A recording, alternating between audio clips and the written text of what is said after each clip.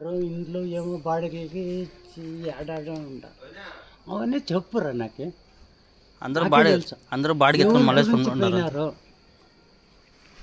అందరూ బాడీకి మలేసుకుని ఉన్నారు.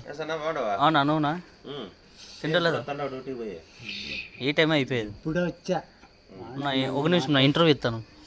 నువ్వు చెప్పు. యూట్యూబ్లో ఇస్తాను చెప్పు. నువ్వు బిరింగా ఏమొద్దప్ప ఆ యూట్యూబ్లో చదువుతూ మాట్లాడద్దు. మాట్లాడేది కాదు, నువ్వు స్టోరీ చెప్పు.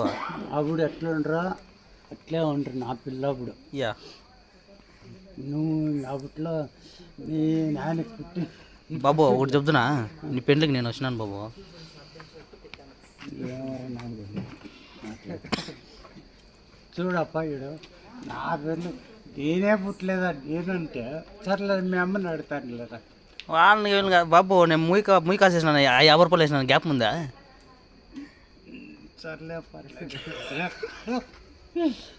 సర్లే మీ అమ్మని అడుగుతా మీ నాయన అడుగుతాను లేదా మీ నాయన ఎట్లా బాగా నీకే తలక మీద ఆకొక్క పెడతాంటారు తెలిసిన. అప్పుడు టోపీ ఎత్తింది నేనే. టోపీ ఈడే పెట్టిట్టు నేనే ఎత్తింది టోపీ. అంటే నమ్ముతాంటది. అప్పుడు పుట్టినావు లేదా అవి పుట్టినామప్ప.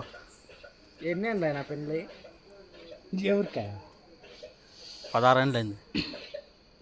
ఇంకోటి చెప్తున్నా తమ్ముడా, నా వయసులో 16 ఏళ్ళలో వయసు పెళ్ళి చేసుకునేసాడు. 16 అప్పుడు అప్పుడు కొంచెము బ్యాటింగ్ చేసేకి ఇష్టం అయిపోయింది.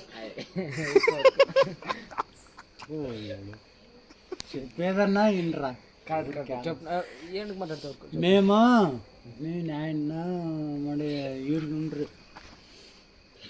చాలా మంది ఉండరు. సర్లే మా నాయన పేరు చెప్పు. మన మా నాయన ఉన్నాడు కదా, మళ్ళీ అందరి పేర్లు చెప్పు అంటే. అదే నేను మర్చిపోతాను. పెద్దన్న ఒకడు ఉండే మా ఇంట్లో ఇంట్లన్నీ చెట్టు పోయినారు. ఎవరి గురించి చెడు వేసినా నాకే తెలుసు. అప్పుడు ఇదంతా ఇచ్చిపెట్టారు.